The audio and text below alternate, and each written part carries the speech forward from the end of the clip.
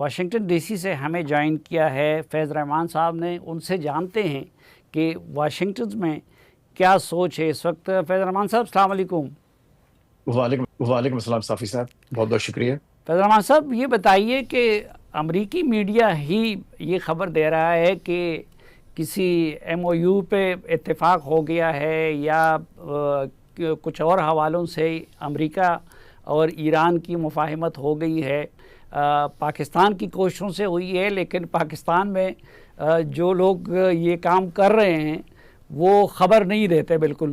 تو ثالث کی حیثیت سے انہوں نے خبروں کو سینوں کے ساتھ لگا کے رکھا ہے. تو آپ کی کیا انفارمیشن ہے کہ کیا ہو رہا ہے؟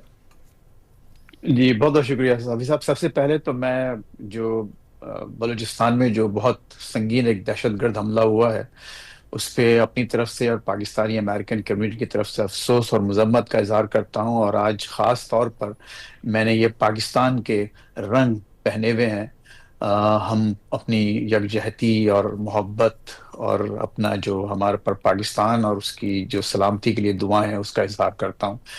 اب آتے ہیں آپ کے سوال کی طرف. دیکھیے اس وقت جیسے کہ ابھی خود اعجاز سعید صاحب بھی فرما رہے تھے اور ہمارے دوست عمران نے بھی فرمایا کہ سوائے ٹرمپ کی طرف سے ایک جو بیان آیا ہے، امریکہ کی بات کر رہا ہوں، اس کے علاوہ اور کوئی ایسا بہت ہی جو کہتے ہیں کہ ڈیسائسو ابھی اناؤنسمنٹ نہیں ہوا. یہ الگ بات ہے کہ روبیو اس وقت جو انڈیا میں بیٹھے ہیں مسلسل اس ڈیل کے بارے میں کہہ رہے ہیں. لیکن ابھی اعجاز کہہ رہے تھے کہ ہم ان کی پریڈکٹیبلٹی پر کوئی شرط نہیں لگا سکتے. تو آج ہی آپ کو تھوڑی ابھی ایک گھنٹے پہلے انہوں نے پھر ایک اور ٹویٹ ڈال دیا بائی دی وے، جس میں انہوں نے ایک ایرانی جہاز پر حملہ کرتے ہوئے دکھایا. امریکن ڈرونز اور جہاز جو ہیں اس پر حملہ کر رہے ہیں. تو یہ بھی کچھ ایک لیس دین این آور اگو یہ ہوا ہے. جی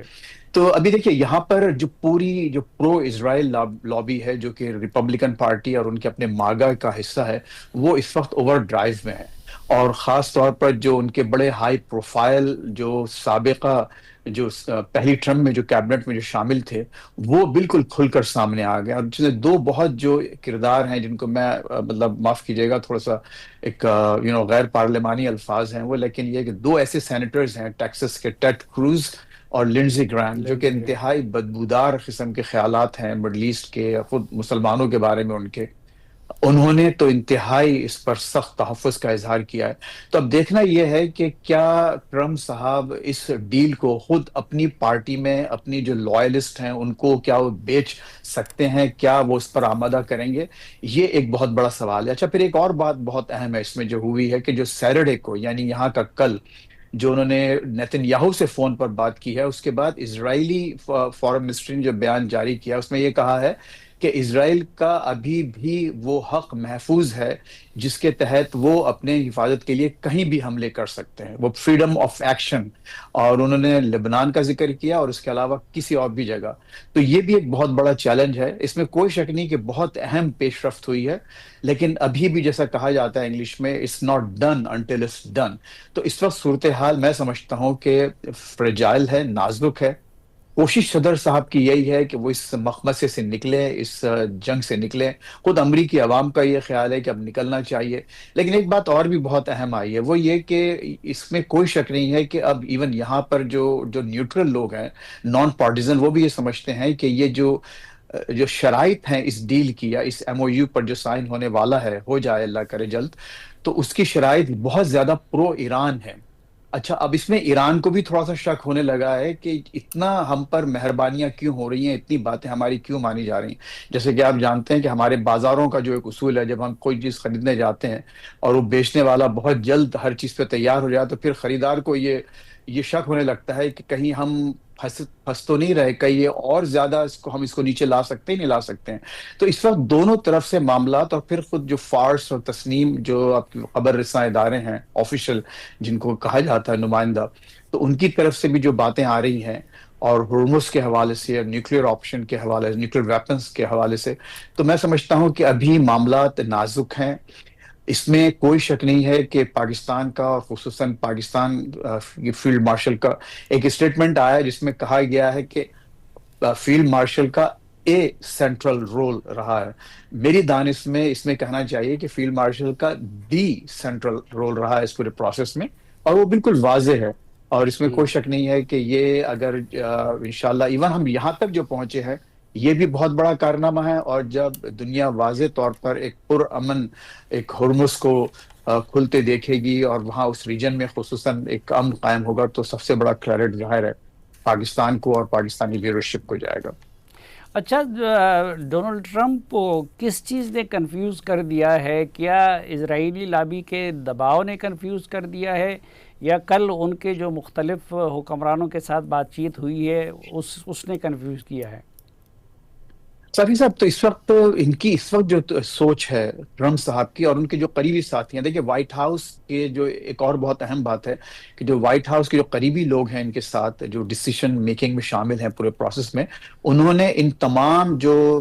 مخالفانہ آوازیں ہیں ان پر سخت تنقید کی ہے، اور بلکہ باقاعدہ گالیاں تک دی ہیں ان کو، ایف ورڈ استعمال کیا ان کے لیے، ٹیڈ کروز کے لیے، لنڈزے گرام کے لیے، اور پامپیو جو فارمر آپ کے وزیر خارجہ ہیں یہاں کے، ان کے لیے۔ تو یہ سب اس میں کوئی شک نہیں ہے کہ اس وقت ٹرمپ صاحب کا مائنڈ بالکل کلیئر ہے، اور وہ یہ چاہتے ہیں کہ اب ہم مزید برداشت نہیں کر سکتے وہ نقصانات، اور اگر ہمارے پاس اب ملٹری آپشن نہیں ہے، کم از کم یہ بات یہاں پر طے ہو چکی ہے کہ ٹھیک ہے ہمارے پاس کوئی اچھا آپشن نہیں ہے، لیکن ایک فوجی جو ایک ہمارے پاس آپشن ہے اب وہ ہمارے پاس نہیں رہا، اور ہم اپنے مطلوبہ مقاصد اس مزید فوجی کارروائی سے حاصل نہیں کر سکتے۔ تو یہ تو ایک گیون ہے، لیکن خود یہاں جو لوگ بیٹھے ہیں جس میں جان بولٹن صاحب، ہمارے دونوں دوست جانتے ہیں ان کو بیک گراؤنڈ، جی تو وہ جان بولٹن جیسا شخص جو ہے وہ مسلسل لگا ہوا ہے، لنڈزی گرام مسلسل لگا ہے، وہ یہ سمجھتے ہیں خود پوری اسرائیلی لابی جو اب دیکھیے بہت بلینز آف ڈالرز کا یہاں انویسٹمنٹ ہے اس لابی پہ، میں کوئی اکیلا نہیں، اب تو کھل کر یہ باتیں سب کی جا رہی ہیں امریکہ میں کہ ہنڈریڈز آف ملینز نہیں بلکہ بلینز آف ڈالر اس میں لگے ہیں، اور اس میں بہت سے لوگوں کو خریدا گیا ہے۔ تو وہ یہ نہیں چاہیں گے کہ وہ ان کا جو اوور دی ایئرز اتنا انویسٹمنٹ ہے وہ ضائع ہو۔ ان کا جو پورا ایک جو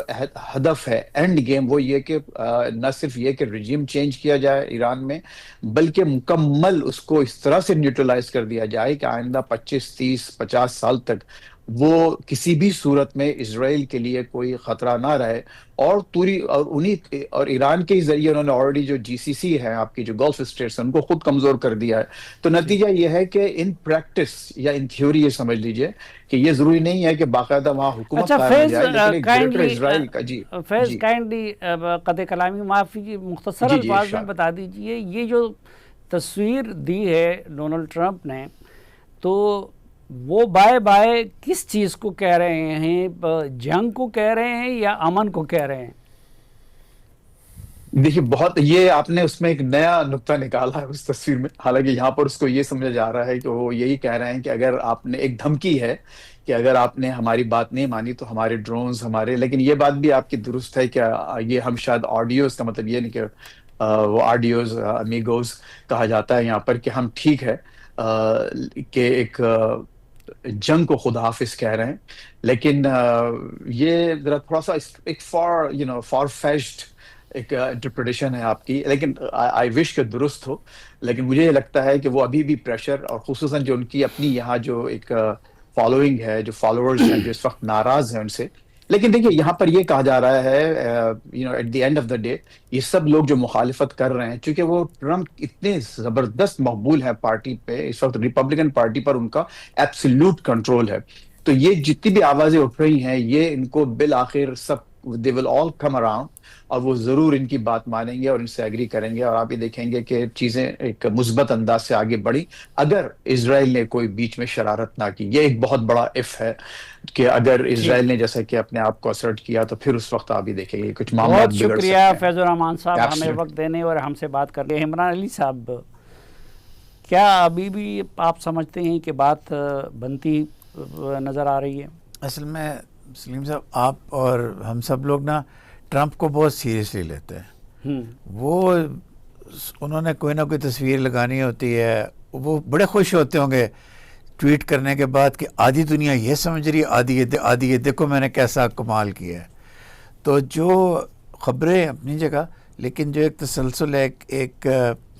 ایک ویٹ آف اوپینین ہے یا ویٹ آف انٹرنیشنل افیئرز ہے، وہ صلح کی طرف جا رہا ہے۔ لیکن یہ جو وہ کہہ رہے ہیں کہ اسرائیلی لابی کا اور لینزی گرام جیسے لوگ اور وہ جان بولٹن کا بھی ذکر کیا کہ اس جیسے لوگ جو پیچھے پڑ گئے ہیں تو اس سے وہ پسپائی تو اختیار نہیں کریں گے. جان بولٹن ہمیشہ سے ان کے سٹانسز بڑے سخت اور بڑے گندے رہے ہیں. شاید سر بات کر رہے تھے ابھی, تو وہ کوئی حیرانی کی بات نہیں ہے. لیکن یہ بات ان کی صحیح ہے کہ اسرائیلی لابی ایک آخری زور لگا رہی ہے کہ صلح نہ ہو, جن کو اتنی انویسٹمنٹس کی ہوئی ہیں باقی چیزیں. لیکن اب وائٹ ہاؤس بار بار یہ پنگ پونگ تو کھیل نہیں سکتا. اور انہوں نے آپ کو ایک بات بتائی ہے, وہ جو پچھلے سیکرٹری آف اسٹیٹ ہیں